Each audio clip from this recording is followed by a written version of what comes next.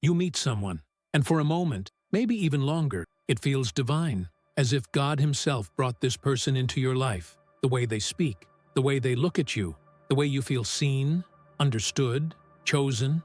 It's not just attraction, it's revelation. You're convinced this is something sacred, a spiritual connection, a destiny fulfilled, but what you don't realize yet is that you're not seeing them.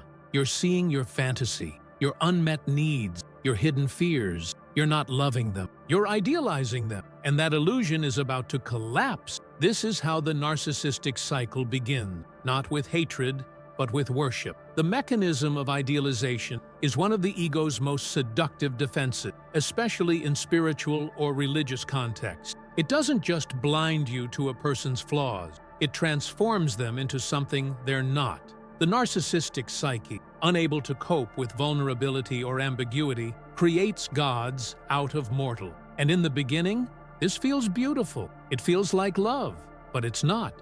It's dependency masquerading as destiny. Freud, in his exploration of narcissism, pointed out how the ego seeks out reflections of itself. When we idealize someone, we're not seeing them as they are. We're projecting the most cherished parts of our unconscious onto them. We turn them into a mirror of our own imagined worth. The more wounded we are inside, the more desperately we project perfection outside. Especially in spiritual circles, this gets sanctified. We don't just say, "This person makes me feel good." We say, "God sent them." But did He? Or did our trauma need them to be divine? Let's take an example. You meet a spiritual mentor. They speak with confidence. They quote scripture. They pray with fire. And in your eyes, they become holy. Not just wise, chosen, not just helpful, anointed. You hang on to their every word. You reshape your life around their advice. You interpret every sign as confirmation, and without even notice, you've handed them your authority, your discernment, your soul. But there's a catch. No one can live up to a fantasy. And the higher you place someone, the harder they fall. Because idealization isn't real connection. It's control through admiration. The moment this person says something you don't like, or fails to validate you, or reveals a flaw, you don't feel disappointed. You feel betrayed. Not because they've changed, but because they never were who you imagined. Your illusion cracked. And for a narcissistic ego, that's intolerable. In the language of psychoanalysis, this is known as splitting. It's an unconscious defense where others are either all good or all bad. No middle ground, no nuance. The same person who was once your light becomes your enemy. Your blessing becomes a curse. And in spiritual spaces, this shift is often dramatized as revelation. I prayed, and God showed me their true nature. Seats. But what if God didn't change your heart? What if your ego just couldn't tolerate disillusionment? It's important to see how this process is rooted not in evil, but in pain. Often, the person who idealizes is someone who was deeply neglected, invalidated, or emotionally abandoned early in life. So when they feel seen, they don't just feel connection, they feel salvation. They build temples around the people who touch their wounds with kindness. But what begins in awe quickly becomes obsession. And what starts as spiritual reverence turns into emotional possession. Idealization, especially when mixed with religious language, becomes a dangerous drug. It gives you the high of purpose without the work of intimacy. You feel chosen without being known, safe without being vulnerable, and above all, certain that this person was sent, certain that the timing was divine, certain that you're spiritually awake. But certainty is not always truth. And spiritual intensity does not equal spiritual maturity. This is where Freud's insight meets theology. The unconscious mind will use anything, including God, to protect itself. If love feels dangerous, the mind will replace it with idealization. If truth is too painful, the soul will retreat into fantasy. You'll think you're connecting with someone, but you're actually connecting with a dream, and the dream always ends. So ask yourself, who have you put on a pedestal recently? Who have you silently anointed as the one? Who do you feel you couldn't live without? Or worse, couldn't heal without? These aren't just emotional attachment. They're spiritual contracts written by your ego. And eventually, that contract will be broken. not by the other person, but by reality, because no one is God, no one is perfect, and no one can live up to the role your wounds have cast them in. In the next part, we'll witness the moment the illusion breaks, the moment the perfect becomes problematic, the sacred becomes suspicious, and love turns cold. We'll dive into the descent, the harsh, often spiritual rejection that follows the collapse of idealization. Because in the narcissistic cycle, after the worship always comes the fall. It doesn't happen all at once. The fall is slow, subtle. It begins with something small, a delayed reply, a different opinion, a tone you didn't expect. A comment that stings, though it wasn't meant to. You try to ignore it at first. You tell yourself they're just tired or misunderstood, or that maybe it's a spiritual test. But inside, something has already shifted. The person who once walked on water now has mud on their shoes. The halo starts to flicker, and that flicker, for the narcissistically inclined ego, is a threat. What happens next is almost predictable, though it never feels that way in the moment. What began as idealization now begins to curdle. The one who was sent by God is now sent to teach me a lesson. The same behaviors you once romanticized now irritate you. Their depth becomes arrogant. Their confidence feels oppressive. Their presence, once holy, now feels invasive. But here's the truth. They didn't change. You did. Or rather, your illusion did. This stage is the psychological descent into devaluation. And it is cruel. Not because the narcissist intends to be cruel, but because they are terrified. Terrified of loss. Terrified of betrayal. Terrified of discovering that the love they felt was never real, only projection. And when fear takes over, defense becomes attack. Freud observed this shift as a result of ego fragmentation. When the ego can't tolerate ambiguity, when it can't reconcile that someone can be both good and flawed, it splits.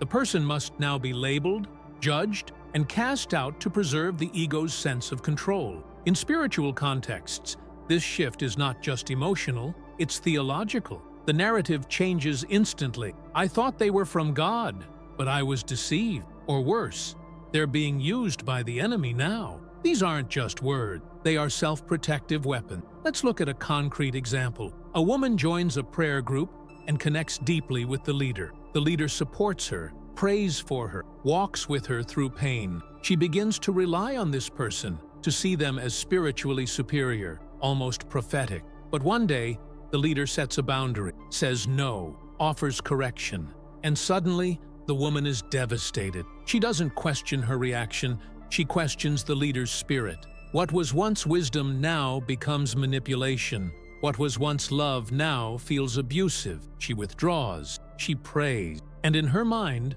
God confirms it. You must cut them off. But was it revelation or rejection dressed in religious clothing?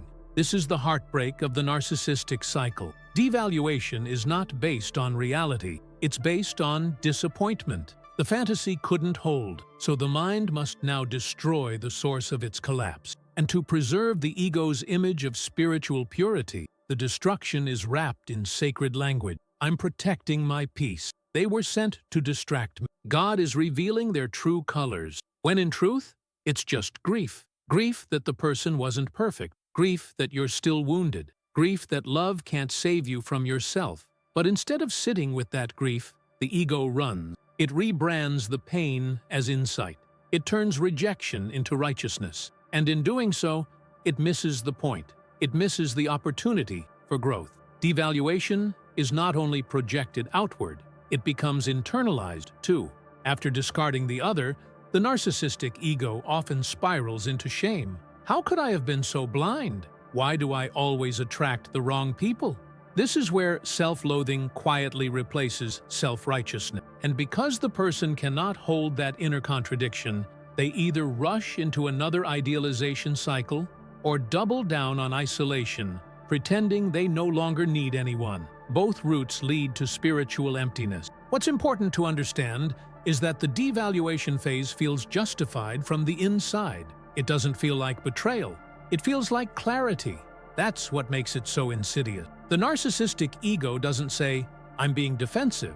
It says, I'm being discerning. And in spiritual language, discernment is sacred, unquestionable, above scrutiny. So the cycle repeats. This is not just about romantic relationships or church dynamics. This shows up in how we treat spiritual practices themselves. One day, you feel deeply connected to God. You say He's everything. You feel fire in your prayers. But then, nothing. Silence, confusion. Your expectations aren't met. Life hits you hard. And what do? You question Him. You pull back. You stop praying. You say, maybe I was just emotional. Maybe I was deceived. You devalue the very relationship you once called holy. And in that space, the narcissistic ego doesn't grow smaller. It grows stronger because now it feels even more alone, even more special in its suffering, even more convinced that no one truly understands. The tragedy is that the other person, the one who was idealized and then rejected, often never knows what really happened. They're left confused, shamed, blamed, while the narcissistic person rewrites the story, placing themselves at the center once again, not as the villain, but as the misunderstood hero. So how do you break the cycle? That's where we're headed in the next part. Because once the illusion has shattered and the rejection has spoken, you're left with one unavoidable question: what now? And the answer may cost you everything you thought you knew about love, power, and spiritual connection. Now the break has happened. The glow is gone. The pedestal is shattered. The name that once slipped from your lips with reverence now tastes bitter. You've rewritten the narrative, redefined the relationship, reframed the connection as toxic, deceptive, even dangerous. And yet, a strange emptiness lingers. Because when you devalue someone you once idealized, you don't just remove them, you remove a piece of your identity. The part that believed, the part that hoped, the part that trusted. And now all of that feels like a mistake. This is where the next chapter of the narcissistic cycle begins. The withdrawal, the exile, the cold silence masked as spiritual discernment. And this silence, though it may appear calm on the surface, is anything but peaceful.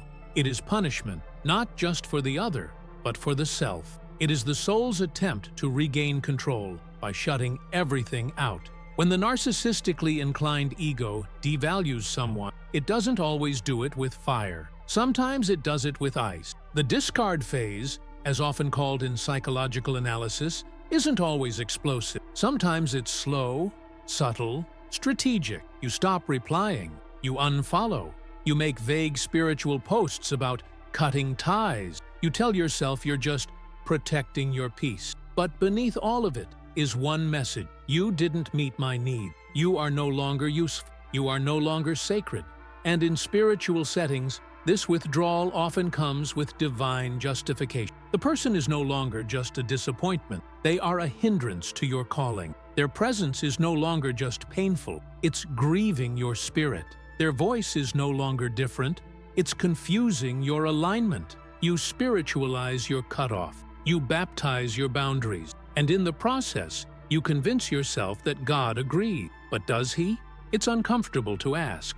Because in that moment, you're not really listening for His voice. You're listening for His approval. You want Him to validate your pain, your decisions, your moral high ground. You don't want truth. You want a throne. Freud warned about this dynamic long before it was widely recognized, that our inner conflicts often hijack external relationships, especially in moments of perceived rejection. The ego cannot bear the shame of being wrong, or vulnerable, or ordinary. So it constructs a new reality, where it is always the one acting righteously, always the one with higher insight, always the one called to move on. One powerful and tragic example: a man in a faith community who felt deeply drawn to a woman he described as his spiritual match.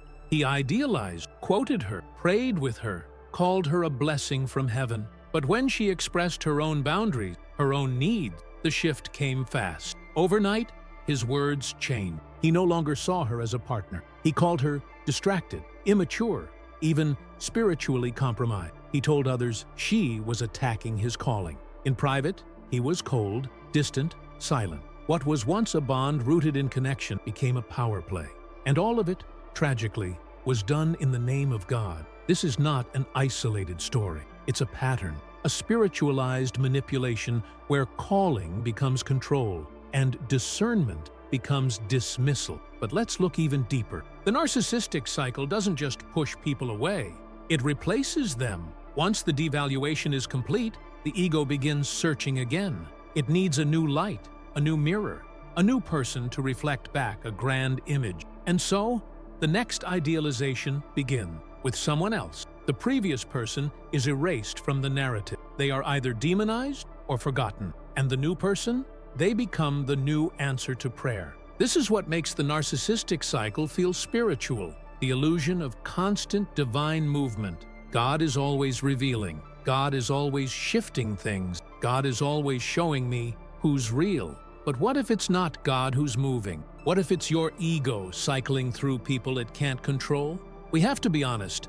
There's a cost to this pattern. It doesn't just hurt others, it starves your soul. Because every time you discard someone, you lose more of your capacity for intimacy. Every time you replace instead of repair, you become more emotionally numb. And every time you call that numbness peace, you move further from the truth. There is also the hidden grief no one sees. After the silence, the coldness, the declarations of clarity, you still ache. You still feel the emptiness, because deep down, part of you knows the other person wasn't the enemy. You know you pushed them away not because they were toxic, but because they saw you. And when someone truly sees you, they also see the parts you're not ready to face. That's why they had to go. This stage is not just rejection, it's rejection as defense, rejection as spiritual armor. And it's often justified by vague divine impressions. God told me to step away. I didn't feel peace anymore.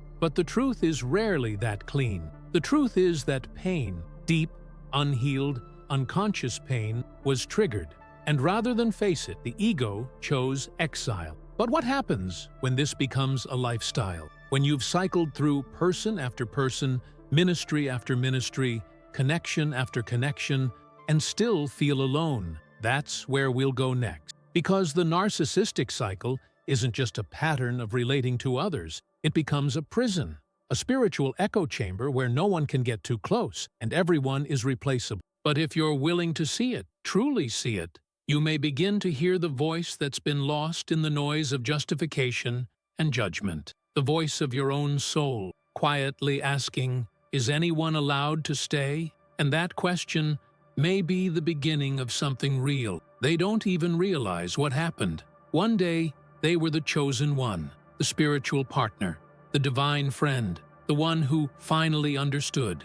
And then, suddenly, without explanation or warning, they're outside the circle, blocked, silenced, blamed, not just removed, but erased. What lingers in the air is confusion, a kind of haunting silence, the kind that doesn't just echo absence, it screams replacement. And if you listen closely, you'll hear what no one ever says aloud. They were never truly seen, only used. This is the other side of narcissistic idealization and devaluation, the one we rarely talk about. The perspective of the person who was lifted high, only to be cast down. And while the narcissistic ego believes the story ends when they withdraw, for the one who was discarded, the story is just beginning. Because what follows is a deep, disorienting grief that doesn't make sense, a spiritual ache that bleeds into every thought, every question. Not because they were weak, but because they were real.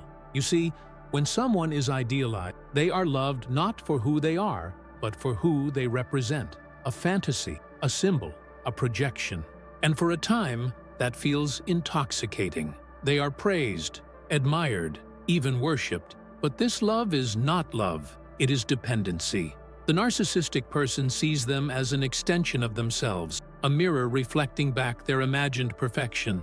And when the mirror cracks, when the admired person asserts boundaries, expresses needs, or shows humanness, they are no longer useful. So, they are discarded, violently, quietly, spiritually, and the damage left behind is profound. The person who is discarded often internalizes the rejection in devastating ways. Especially in spiritual relationships, the pain isn't just emotional, it's theological. They start to wonder, did I do something wrong in the eyes of God? Did I grieve the Spirit? Was I ever really part of their calling? These aren't just questions, they are spiritual wounds, and they cut deep because the entire relationship was cloaked in sacred language. When someone tells you, "God brought you into my life," and later says, "God told me to let you go," the pain doesn't feel like heartbreak. It feels like divine abandonment. Let's walk through a real example. A woman joins a prophetic group online and quickly bonds with another member. They pray together, share visions, fast, speak often about divine timing. The connection feels sacred, even destined. But one day, she gently challenges something her partner says, a dream interpretation, a personal conviction, and the shift is immediate. Coldness, withdrawal, a sudden leading from God to end communication. She's told she's out of alignment, that her spirit is off, that she's a distraction from the mission. She's confused, broken, and worst of all, she feels spiritually tainted. This kind of spiritual abuse leaves no bruises, but it leaves scars, invisible ones, scars that whisper, "You were never enough, you were never safe, you were never truly wanted." And often, the person discarded doesn't even realize what happened. Because narcissistic idealization feels so good, they mistake it for divine favor. They confuse intensity with intimacy, and when the storm passes, they blame themselves for the flood. Freud understood this phenomenon as identification with the aggressor, a psychological process where the person internalizes the rejection and begins to see themselves through the lens of the one who discarded them. They question their worth, their intuition, even their spiritual standing, and unless they are deeply grounded, they may begin to believe the lie that they were the problem all along. But here's the truth. They were not rejected because they were wrong. They were rejected because they were real, and real cannot survive in a fantasy. The narcissistic ego cannot tolerate the presence of someone who mirrors back truth, and truth is disruptive. It challenges the illusion, it questions the script, and it threatens the fragile structure built on control. So it must be removed, silent, and then rewritten. This is why the person who is discarded is so often painted as jealous, possessive, toxic, or even spiritually dangerous. These labels serve a purpose: to protect the narcissist's image, to justify the exile, and to keep the ego untouched. And because they often speak with such certainty, with such discernment, others believe them. The discarded person is not only rejected, they are now invisible and dishonored. And yet, the irony is brutal. The one discarded was likely the most authentic person in the room, the one willing to speak truth, to question, to love without needing to be worshipped. But that's precisely why they had to go. So where do they go from here? This is the painful question that births the next chapter. Because when you've been discarded by someone who called you divine, it takes time to trust again, to believe again, not just in people, but in your own discernment, in your own voice, in your own ability to recognize truth without being swept up in performance. Healing from spiritual narcissistic abuse isn't just about walking away. It's about reclaiming reality, rebuilding your inner sanctuary, and perhaps most difficult of all, releasing the need to be chosen by people who only ever loved your reflection, not your soul. But from this deep place of loss, something new can be born. And in the next part, we'll step into that space, into the ashes of spiritual rejection and the quiet, courageous act of choosing something far greater than being idealized or feared. We'll talk about the journey back to the self and the divine voice that has been whispering all along, beneath the noise, beneath the silence, beneath the masks. You were never the problem. You were just too real for the illusion to hold. The room is quieter now. The chaos has passed. The whirlwind of idealization, the storm of rejection, the silence of exile, it's all behind you. You've lived through it. You've felt the burn of being lifted up like a savior and then discarded like a sinner. You've seen how sacred language can be weaponized, how intimacy can be replaced by control, and how, in the name of faith, people can turn each other into objects, symbols, mirrors, anything but human. But now, the illusion is broken. The question that remains is the one no one ever taught you how to ask. How do I heal from a cycle I didn't create, but ended up trapped inside? This is the beginning of something that doesn't feel glamorous, There is no emotional high here, no spiritual fireworks, just a quiet, trembling honesty. I don't want to live like that anymore. If you've come this far, you've already done something rare. You've looked at the cycle, not just in others, but in yourself. You've seen how the ego twists connection into a transaction, how need disguises itself as devotion, and how pain, when buried, becomes theology. The most dangerous thing about narcissistic spirituality isn't that it hurts others, it's that it feels right until it doesn't. And now that you see it, you can't go back. You can't unknow what your soul now understands, that anything built on illusion must eventually collapse, that true love doesn't need worship, that real connection survives even when perfection dies, and most of all, that God doesn't speak through the mask. He speaks through the breaking of it. So how do you rebuild? Slowly, brutally, honestly. The first step is recognizing that the cycle feeds on image. You don't have to be anyone's savior. You don't have to perform your faith. You don't have to sound spiritual to be whole. The ego will beg you to pick up the mask again, to find another person to idealize, another spiritual language to hide behind, another divine mission to distract you. But your soul knows better now. It knows that healing doesn't come through power. It comes through presence. Presence with the parts of you that were wounded in silence. Presence with the fear of not being enough. Presence with the grief of being used. And presence with the reality that you may never get an apology, never be validated, never be seen the way you long to be. But that doesn't mean your healing is incomplete. It means it's yours. You'll start to notice things, like how you pause before labeling someone as toxic, how you check your spirit when you feel the urge to save someone, or to be saved, how you begin to wonder, am I listening for truth or for comfort? And little by little, the spiritual bypassing stops. You start facing things head-on. Instead of praying your feelings away, you sit with them.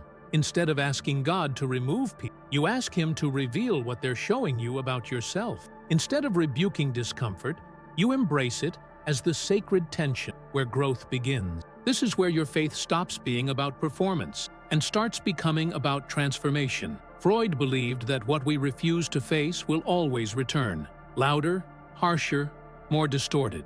The narcissistic ego doesn't want healing, it wants control. But your soul was never created to control.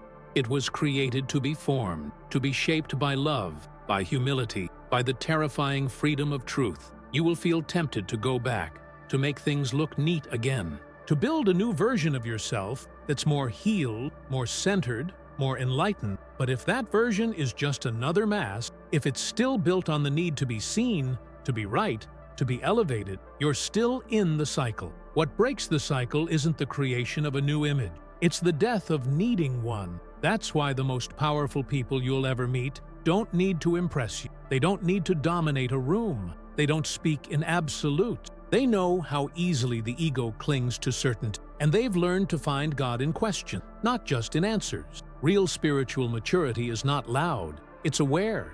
It doesn't rush to label or to fix. It sits in the discomfort of what is, and it allows others to be human, even when it hurts, even when they disappoint, even when they fail to live up to the roles we once cast them in. You'll start to realize something else, too.